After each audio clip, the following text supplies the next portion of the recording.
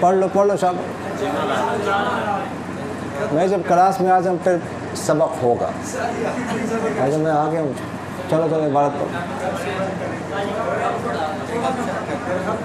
نہیں ابھی تو بہت ٹائم ہے. پڑھ لو شاباش عبارت پڑھو. بسم الله الرحمن الرحيم. ثم لا خفاء أن الأقسام الثلاثة الأولى مقدمة على القياس، وإنما الاشتباه بتقديم القياس الجديد على الخفي وبالعكس.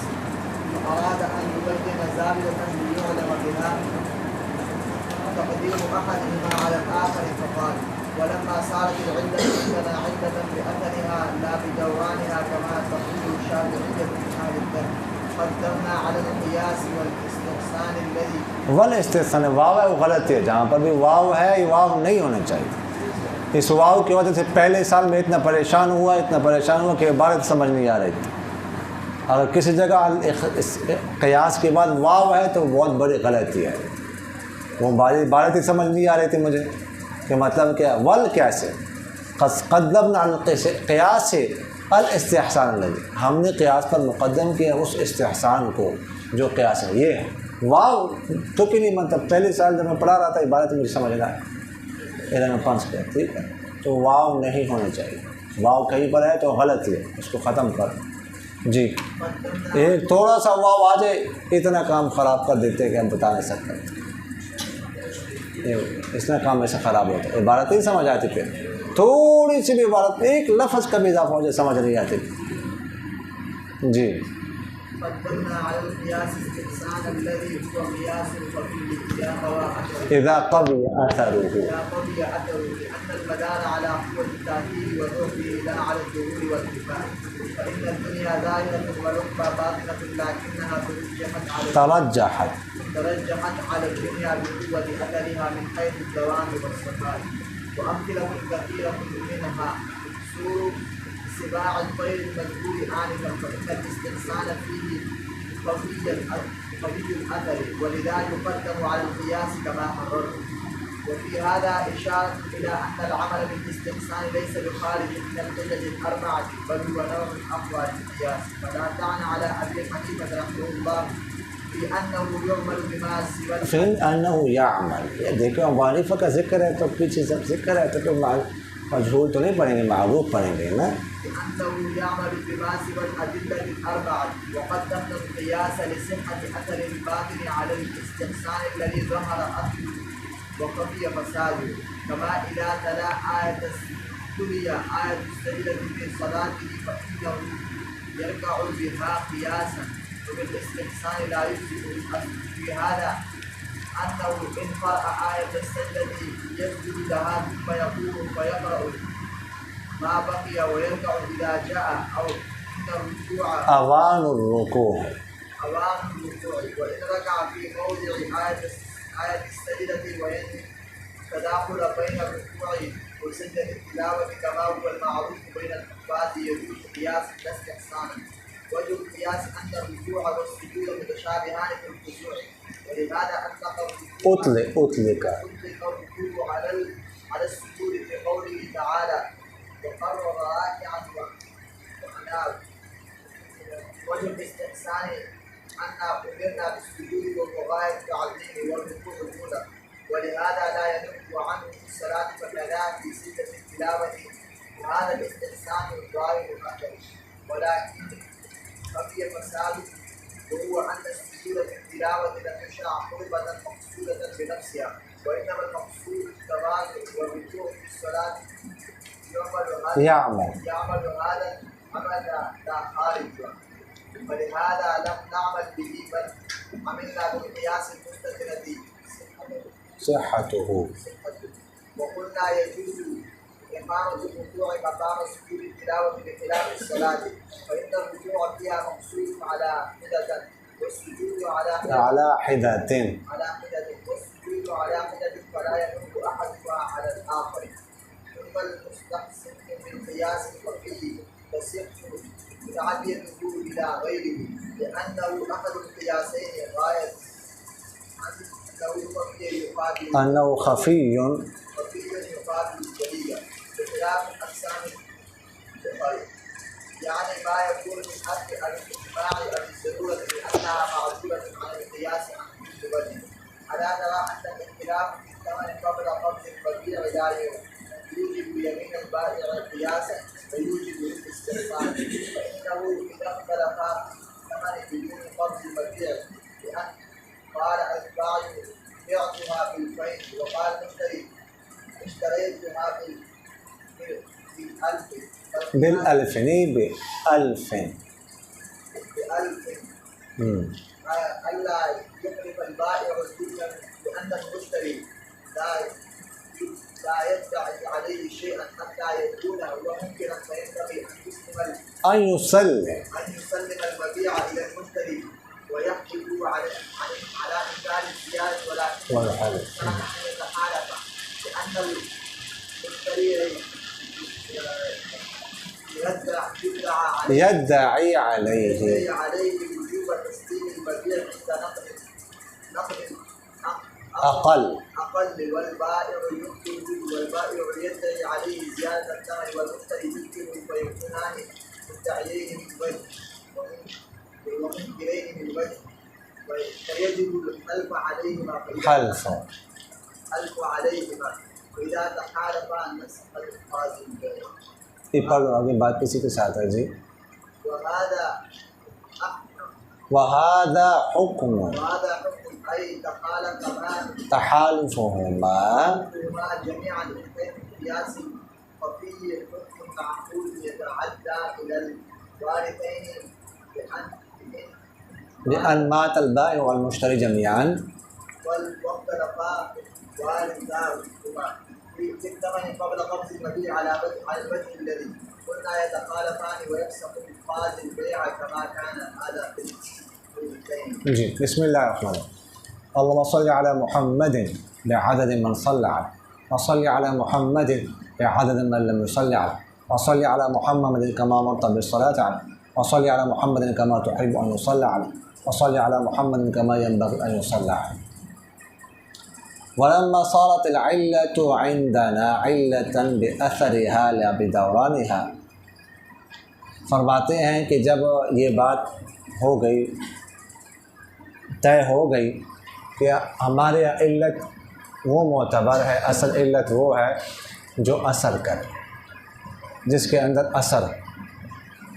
دوران جو ہے نا وہ ہمارے ہاں علت میں معتبر نہیں، یعنی حکم گھومتا ہو علت کے ساتھ وجوداً و عدماً یا صرف وجوداً، پہلے بات گزر چکی ہے. جیسے کہ کما تقول شافعیۃ من اہل الطرد، جیسے کہ شوافی کہتے ہیں، اہل الطرد والے کہتے ہیں. تو ہمارے ہاں یہ بات معتبر نہیں ہے. ہمارے ہاں اصل معتبر کیا ہے؟ اثر، علت.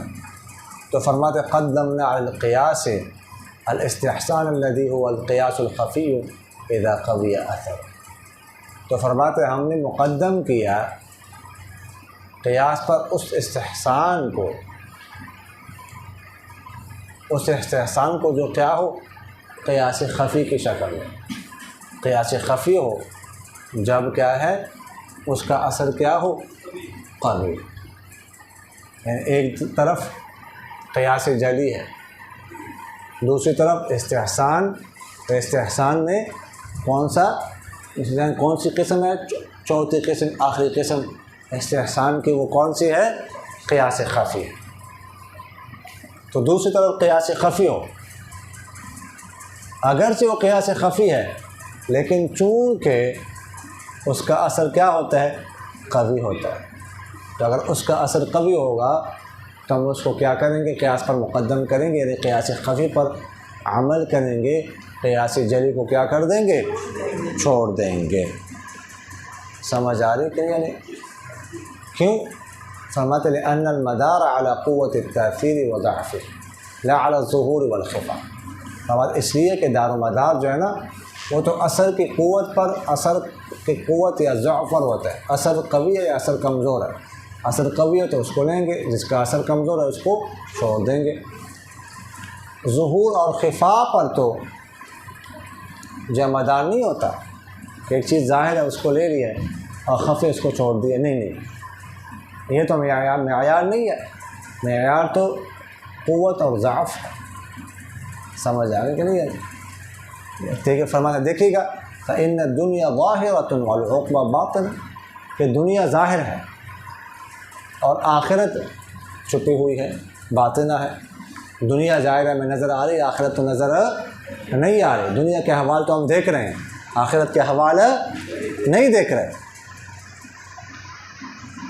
لیکن یہ مطلب تو نہیں کہ دنیا ظاہر ہے یہ آخرت پر راجع ہو جائے، بلکہ لکنها ترجحت على الدنيا بقوة اثرها من حيث الدوام والصبر. لیکن فرماتے ہیں کہ آخرت راجع ہیں دنیا پر اپنے اثر کی قوت کی وجہ سے. کیا ہے وہ؟ کہ اس میں دوام ہے، آخرت ہمیشہ کے لیے ہوگی اور اس میں خالص پن ہے. ٹھیک ہے. اور جو کہ دنیا میں نہیں ہے. دنیا تو دار الفنا ہے اور وہ دار البقاء ہے. تو اگر سے دنیا ظاہر ہے لیکن دنیا کو ترجیح نہیں دی جائے گی. وہ امثلتہ کثیرۃ، فرماتے اس کی بہت ساری مثالیں ہیں. جیسے ہم نے ابھی پڑھا ہے، فرماتے پرندے جو چیر پھاڑ کرنے والے پرندے ہیں ان کا ذکر ابھی ابھی گزرا ہے. فإن الاستحسان فی قوی الاثر، کہ استحسان کا اثر اس میں کیا ہے؟ قوی ہے.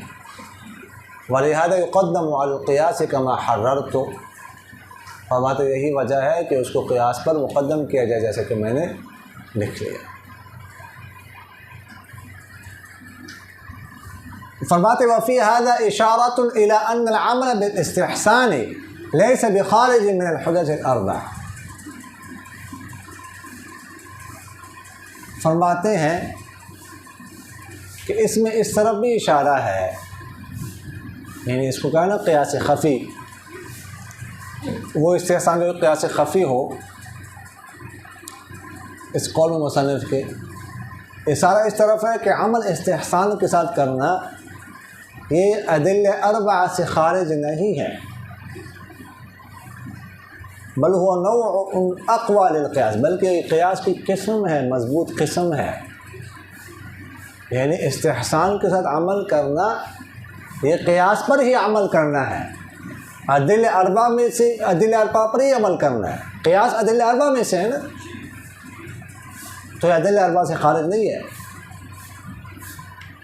بعض حضرات اعتراض کرتے ہیں کہ یہ ادلہ تو چار ہیں، قرآن حدیث اجماع اور قیاس، اور احناف نے گویا کہ ادلہ خمسہ کر دیے، استحسان کو نکال دیا. ٹھیک ہے، بلکہ استحسان کو شامل کر دیا ان کے ساتھ، ایک نئی چیز نکالی انہوں نے استحسان. سمجھ آ گئی کہ نہیں؟ کہ یہ بات نہیں ہے، یہ قیاس کی قسم ہے. امام شافعی رحمہ اللہ نے بہت بڑا اعتراض کیا ہے استحسان پر. اس کو پتہ ہے، مطالعہ اس کا وسیع ہے. اس نے کہا جی، بلکہ امام شافعی رحمہ اللہ نے تو یہاں تک کہا ہے من استحسن فقد شرع، کہ جس نے استحسان کیا گویا کہ اس نے نئی شریعت بنا ڈالی، اس نے نئی شریعت بنائی. یہاں تک کہا، بڑا سخت کہا کہ شریعت میں تو چار ادلہ ہیں، کہ پانچویں کہاں سے دلیل آ گئی؟ تو اس کا جواب دے رہے ہیں کہ یہ ادلہ اربعہ میں سے ہی ہے، قیاس کی قسم ہے، قیاس سے خارج نہیں ہے استحسان. فرماتے فلا طعن على ابی حنیفہ رحمہ اللہ فی انه یعمل بما سوى الادلة الاربعہ، کہ کوئی طعن، کوئی اعتراض امام ابو حنیفہ رحمہ اللہ پر نہیں ہے کہ وہ ادلہ اربعہ کے علاوہ کسی اور پر عمل کر رہے ہیں. سمجھ آ گئے کہ نہیں ہے؟ یہ حضرت والا کیا کر رہے ہیں؟ ادھر کھڑا ہے، یہ حاشیے کا مطالعہ کر رہے، ادھر کھڑے ہو جائے. تو یہ کون سا طریقہ ہو جائے سامنے بیٹھ کر تو سویا ہوا؟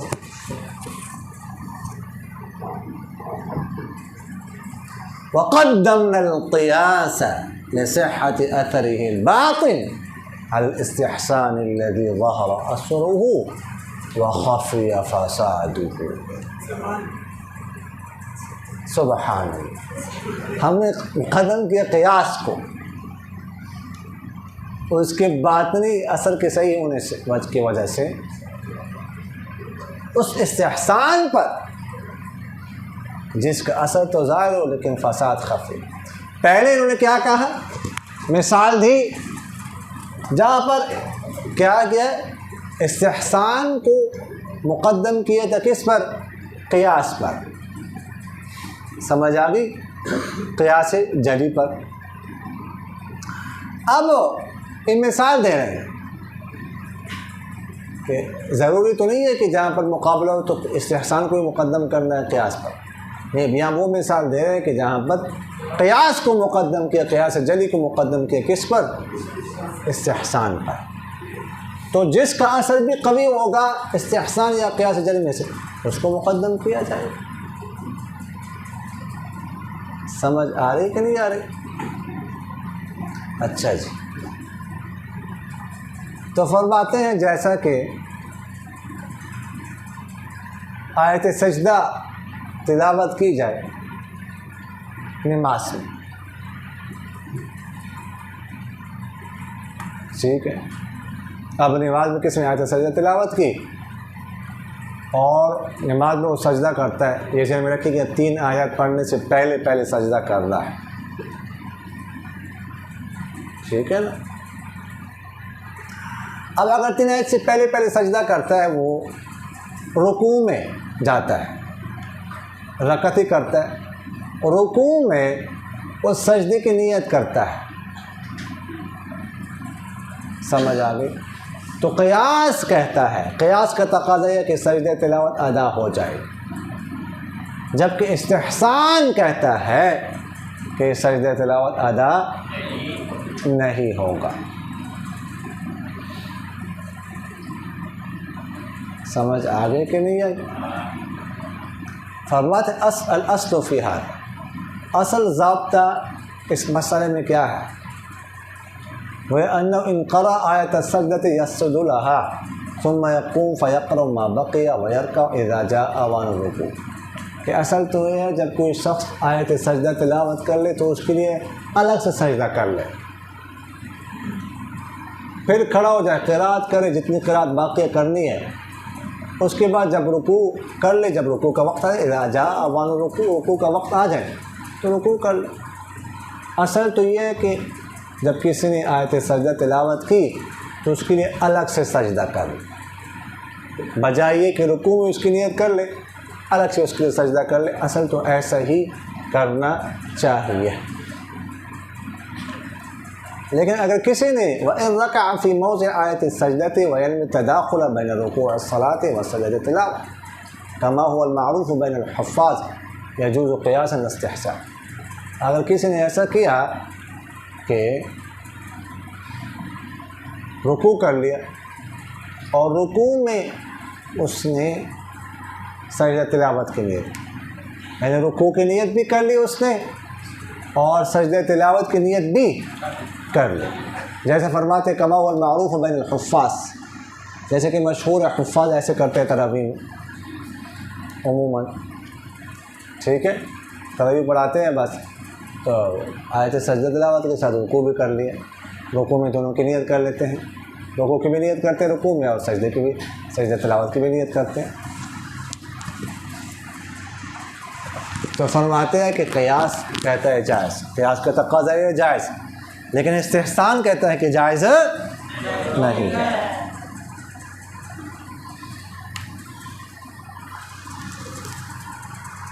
اب قیاس کہتا ہے کہ یہ جائز، تو وجہ القیاس، قیاس کی وجہ کیا ہے؟ قیاس کیوں کہتا ہے جائز ہے؟ تو قیاس کہتا ہے ان الرکوع والسجود متشابہان فی الخضوع، کہ رکوع اور سجود دونوں ایک دوسرے کے مشابہ ہیں خضوع میں. سمجھ آ گئی؟ دونوں میں جھکنا ہوتا ہے، تو اصل تو خضوع ہے، جھکنا عاجزی ہے، وہ دونوں میں پائی جا رہی ہے. سمجھ آ گئی؟ چونکہ دونوں خضوع میں کیا ایک دوسرے کے مشابہ ہیں، اسی وجہ سے فرماتے ہیں کہ سجدے پر رکوع کا اطلاق کیا گیا. فرمایا وَخَرَّ رَاكِعًا وَأَنَابَ. اللہ تعالیٰ فرماتے ہیں داؤد علیہ السلام کے بارے میں، خرّا گر پڑے، وہ راکعاً یعنی ساجداً سجدہ کرتے ہو، راکعاً بمانا ساجداً سجدہ کرتے ہو، اناب اور رجوع کیا. یہاں پر راکعاً کا لفظ ہے لیکن مراد کیا ہے؟ سجدہ. رکوع بول کر سجدہ مراد دیا گیا. سمجھ آ گئی کہ نہیں آئی؟ تو یعنی گویا کہ سجدے پر رکوع کا اطلاق کیا گیا، ایک دوسرے کے مشابہ ہو گئے. سمجھ آ گئی کہ نہیں آئی؟ تو لہٰذا رکوع میں سجدہ تلاوت کی نیت کرنا جائز.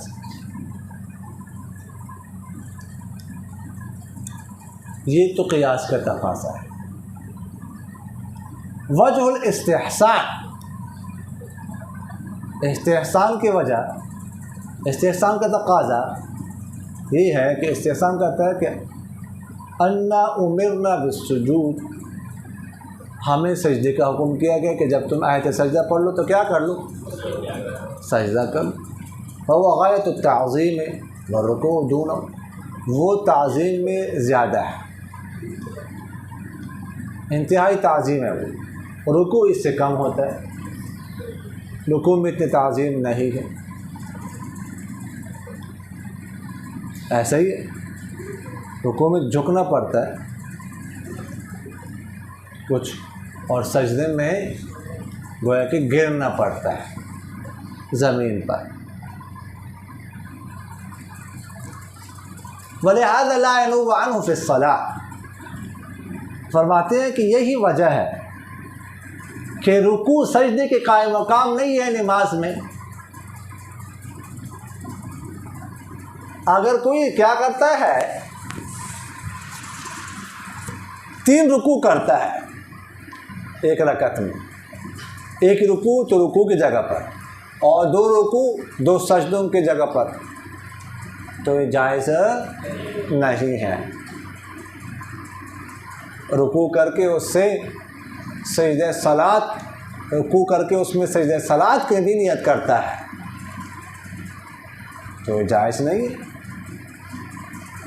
اس سے سجدہ صلاۃ تو نماز کا سجدہ وہ ادا نہیں ہو.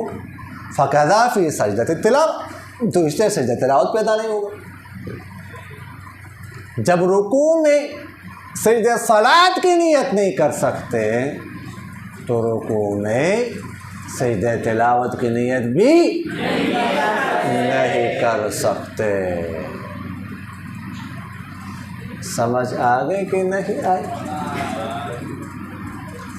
تو فرماتے فَهَذَا استحسان، یہ جو استحسان ہے اس کا اثر تو اگرچہ ظاہر ہے، ظاہری طور پر تو ایسا لگ رہا ہے کہ ٹھیک ہے، لیکن خفی فساد، لیکن کہ فساد کیا ہے؟ وہ مخفی ہے. اور قیاس جلی کا جو باطن اثر ہے وہ اگرچہ باطن ہے لیکن وہ قوی، باطن چھپا ہوا ہے لیکن وہ قوی ہے. وہ کیسے کہ فساد اس کا مخفی ہے؟ وہ ہے کہ ان السجود فی التلاوۃ لم یشرع قربۃ مقصودۃ بنفسها.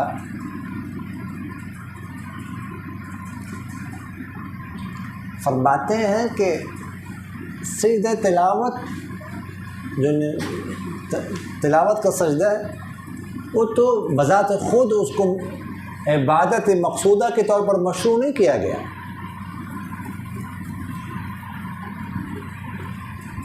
مقصود تو صرف تواضع ہے، عاجزی ہے. سجدہ تلاوت تو عبادت مقصودہ نہیں ہے. یہی وجہ ہے اگر کوئی نظر مانتا ہے کہ اگر اس ربیع الثانی کے مہینے میں میری شادی ہو گئی تو میں اللہ کے سامنے 1000 دفعہ سجدہ تلاوت کروں گا، تو اس سے نظر منعقد نہیں ہوتی. اس لیے کہ آپ لوگوں نے پڑھا ہے کہ نظر منعقد ہوتی ہے اس کی جو عبادت مقصودہ ہو. تو اصل مقصود وہ سجدہ نہیں، اصل مقصود تواضع ہے. اگر کوئی یہ کہتا ہے کہ اگر اس ماہ ربیع الثانی کے مہینے میں میری منگنی ہو گئی تو میں جو سردی کا موسم آ رہا ہے اس کے بعد اس سردی میں 1000 دفعہ وضو کروں گا. سمجھ آگے کہ نہیں ہے؟ کوئی زیادہ مشکل تو نہیں کتنا ہے. ہاں ایک دفعہ یہ نظر نہیں ہوتی، ضروری نہیں ہے اس پر وضو کرنا. کیوں؟ اس لیے کہ وضو تو عبادت مقصودہ نہیں ہے، وہ تو کسی اور چیز کا ذریعہ نماز وغیرہ کے لیے کیا جاتا ہے. خود تو وضو عبادت مقصود ہے. وضو میں تو پانی کا ضیاع ہے اگر دیکھا جائے مظاہر. سمجھ آ گئی؟ لیکن اس میں تو حسن آیا غیر کی وجہ سے، آپ لوگوں نے پڑھا. تو اس طرح یہ عبادت مقصودہ نہیں ہے. اگر کوئی نظر کرتا ہے کہ سجدہ تلاوت کروں گا تو نظر نہیں ہوتے، اس پر پورا کا نظر ہونا. مقصود تواضع ہے. وَالرُّكُوعُ فِي الصَّلَاةِ يَعْمَلُ هَذَا الْعَمَلَ لَا خَارِجَ. اور نماز میں جو رکوع ہے وہ یہ عمل کرتا ہے تواضع والا، لیکن خارج میں نہیں کرتا، اسے باہر میں نہیں کرتا، باہر میں نہیں. لہٰذا باہر میں نماز سے باہر رکوع جو ہے انہیں اس سے تلاوت کا قائم مقام نہیں ہوگا. کیوں؟ اس لیے کہ نماز کے باہر اگر آپ رکوع کریں گے تو جو ہے نا عبادت نہیں ہوگی، عبادت مقصودہ. لہذا اس کے ذریعے سے تعظیم بھی حاصل نہیں ہوگی. ہاں لیکن نماز میں جو رکوع ہے اس سے جو ہے نا وہ تعظیم یا جو تواضع ہے وہ حاصل ہوتا ہے. تو اس اور سجدے سے بھی حاصل ہوتا ہے. لہٰذا یہ کر سکتے ہیں آپ. اس میں رکوع میں سجدہ تلاوت کی نہیں کر سکتے. لہذا فرماتے ہیں کہ فلہذا لم نعمل بھی، یہی وجہ ہے کہ ہم نے استحسان پر عمل نہیں کیا، بلکہ عملنا بالقیاس المستترۃ صحت، ہم نے اس پہ قیاس پر عمل کیا جس کی صحت صحیح ہونا کیا چھپا ہوا ہے. وقلنا، ہم نے کہا یجوز جائز اقامت الرکوع مقام سجود تلاوت، کہ رکوع کو قائم مقام بنانا سجدہ تلاوت کی جگہ، بخلاف الصلاۃ، بخلاف نماز کے جو استحسان کہتا ہے کہ سجدہ صلاۃ یا رکوع کرنے سے سجدہ صلاۃ ادا نہیں ہوتا اس طرح سجدہ تلاوت. تو فرماتا ہے فإن الرکوع فی، نماز میں رکوع جو ہے نا مقصود علی حدۃ، وہ الگ سے مقصود ہے، اور وہ سجود علی حدہ، اور سجدہ الگ سے محسوب ہے. فلا ينوب احدهما الاخر، لہذا دونوں ایک دوسرے کے قائم مقام نہیں بن سکتے. اس وجہ سے رکوع میں سجدہ صلاۃ کی نیت کرنا درست نہیں. ثم المستحسن بالقیاس الخفی تصح تعدیتہ، پھر فرماتے ہیں کہ قیاس خفی کے ذریعے سے جو استحسان ہوتا ہے نا تو اس کا تعدیہ اس کے غیر کی طرف بھی کر سکتے ہیں، اس کے غیر کی طرف بھی متعدی کر سکتے ہیں جب وہ علت پائی جائے گی. اس لیے کہ وہ دو قیاس ان سے ایک قیاس ہے، جب قیاس میں تعدیہ ہو سکتا ہے تو اس کا بھی ہو سکتا ہے. بس غایت آپ زیادہ سے زیادہ یہ کہ انه خفی قابل الجلی، یہ قیاس خفی ہے قیاس جلی کے مقابلے، بخلاف الاقسام الاخرى، بخلاف باقی جو 3 اقسام ہیں ان کے استحسان کے جو باقی پہلے 3 اقسام ہیں تو ان کا تعدیہ نہیں ہو سکتا. یعنی ما یکون بالاثر، وہ استحسان جو اثر کے ساتھ ہو یا اجماع ضرورت کے ساتھ ہو. اس لیے انها معدولۃ عن القیاس من کل وجہ، کہ ان اقسام کو پھیر دیا گیا ہے قیاس سے تمام اعتبارات سے، تمام وجہ سے۔ یہ تین اقسام جو ہے نا بالکل کیا ہے، قیاس کے مخالف ہے، قیاس کے معارض، اور تعدیہ تو ہوتا ہے قیاس میں، جب بالکل قیاس کے مخالف ہے تو ان کا تعدیہ نہیں ہو سکتا، اور قیاس خفی کا ہو سکتا ہے۔ فرماتے ہیں کہ اللہ تعالیٰ کیا آپ دیکھتے نہیں؟ جی ہاں یہ لے جائیں، کیا آپ دیکھتے نہیں ہیں کہ ان الاختلاف فی الثمن قبل قبض المبیع لا یوجب یمین البائع قیاسا ویوجب استحسانا۔ فرماتے ہیں کہ آپ دیکھتے نہیں ہیں اختلاف بے شک ثمن میں مبیع کے قبض سے پہلے بائع کی قسم کو واجب نہیں کرتا قیاس میں، لیکن استحسان اس کو واجب کرتا ہے، استحسان اس کو واجب ہوتا ہے۔ کیا مطلب؟ ایک شخص نے دوسرے کو چیز بیچ دی، سمجھ آ گئی؟ مثال کے طور پر اب مبیع بائع کے قبضے میں ہے، ابھی تک اس نے اس کو حوالے نہیں کیا مشتری کو، اختلاف ہو گیا۔ بائع کہتا ہے کہ میں نے بیچی ہے یہ چیز 10,000 کی، مشتری کہتا ہے میں نے خریدی تھی 8,000 کی۔ اب کیا اس میں اختلاف ہو گیا، تو اب مشہور ضابطہ البینۃ علی المدعی والیمین علی من انکر، جو مدعی ہے وہ کیا کرے؟ گواہ پیش کرے۔ اگر اس کے پاس گواہ نہ ہو تو پھر کیا ہے؟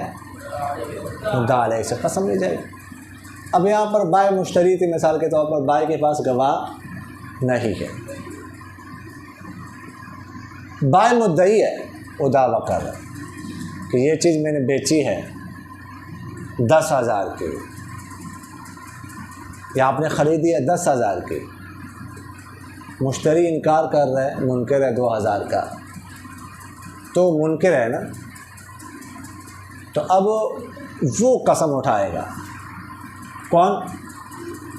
مشتری، بینہ اگر نہ ہو بائع کے پاس، وہ قسم اٹھائے گا۔ کون؟ مشتری، وہ انکار کر رہا ہے 2,000 کا، بائع تو منکر نہیں ہے کہ بائع قسم اٹھائے۔ قیاس یہ کہتا ہے کہ قسم کون اٹھائے گا؟ مشتری، جبکہ استحسان کہتا ہے کہ کیا کریں؟ دونوں قسم اٹھائیں، دونوں منکر ہیں۔ وہ کیسے؟ کہ مشتری دعویٰ کر رہے ہیں کہ آپ مجھے مبیع حوالے کریں 8,000 پر، اور بائع اس کا انکار کر رہے ہیں، اور بائع اس پر دعویٰ کر رہے ہیں کہ تم مجھے 10,000 دے دو، مشتری 2,000 کا انکار کر رہے ہیں۔ تو ان میں سے ہر ایک دونوں مدعی بھی ہیں اور دونوں منکر بھی ہیں، مدعا علیہ بھی ہیں، لہٰذا دونوں کیا کریں گے؟ قسمیں اٹھائیں گے۔ یہ بات سمجھ آ گئی کہ نہیں آئی؟ ایک ذرا دیکھ لیجیے، فَإِنَّهُ إِذَا اخْتَلَفَا، فرماتے ہیں کہ جب یہ دونوں اختلاف کرے ثمن میں مبیع پر قبضہ کرنے سے پہلے، مثال کے طور پر بائع کہتا ہے کہ میں نے اس کو بیچا 2,000 اور مشتری کہتا ہے میں نے اس کو خریدا 1,000 کے بدلے، تو قیاس یہ کہتا ہے کہ بائع قسم نہ اٹھائے، اس لیے کہ مشتری نے تو نہیں کوئی دعویٰ کیا ہے بائع پر کہ اس کا انکار کر رہا وہ منکر ہو، وہ تو منکر نہیں ہے، مشتری کی طرف سے تو دعویٰ نہیں، دعویٰ تو بائع کی طرف سے ہے، بائع دعویٰ کر رہا ہے، مشتری تو نہیں کر رہا کہ بھائی اس کا منکر وہ قسم اٹھائے، منکر قسم تو منکر اٹھاتا۔ تو فرماتے فَيَنبَغِي، مناسب ہے کہ وہ حوالے کر دے، بائع مشتری مبیع حوالے کر مشتری کو، اور اس سے قسم لے لے زیادتی کے انکار پر، لیکن استحسان کہتے ہیں دونوں قسم اٹھائے، اس لیے کہ مشتری دعویٰ کر رہا ہے بائع پر کہ وہ مبیع حوالے کرے کم قیمت کے ساتھ، بائع اس کا انکار کر رہے اور بائع دعویٰ کر رہے اس پر ثمن کی زیادتی کا، مشتری اس کا انکار کر رہے، تو دونوں مدعی ہو گئے ایک وجہ سے اور دونوں منکر بھی ہو گئے ایک وجہ سے، لہٰذا دونوں پر قسم آئے گی، اگر دونوں قسم اٹھائیں گے تو قاضی بے کو کیا کر دے؟ فسخ کر دے۔ وہذا حکم، فرماتا یہ جو حکم ہے نا یتحالفہما جمیعا، دونوں کا قسم اٹھانا، قیاس خفی کے اعتبار سے ہے، حکم معقول، یہ حکم معقول، عقل اس کو مانتی ہے، یتعدی الی الوارث، تو فرماتا یہ حکم متعدی ہوگا دونوں کے وارثوں کی طرف، کہ بأن مات البائع والمشتری جميعا، کہ بائع مشتری دونوں مر جائے، دونوں کیا ہو جائے؟ فوت ہو جائے، پھر کیا ہو جائے؟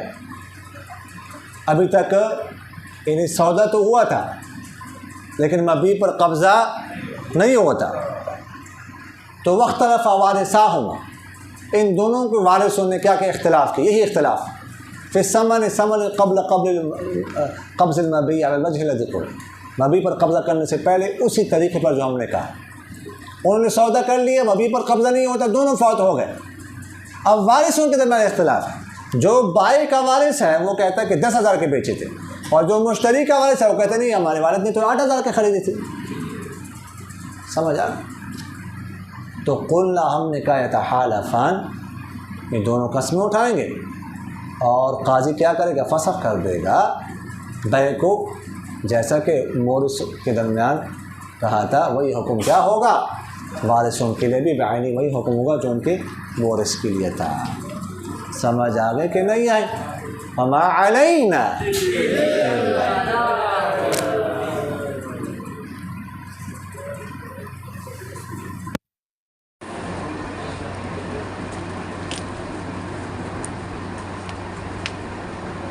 جی سوال ہے جی۔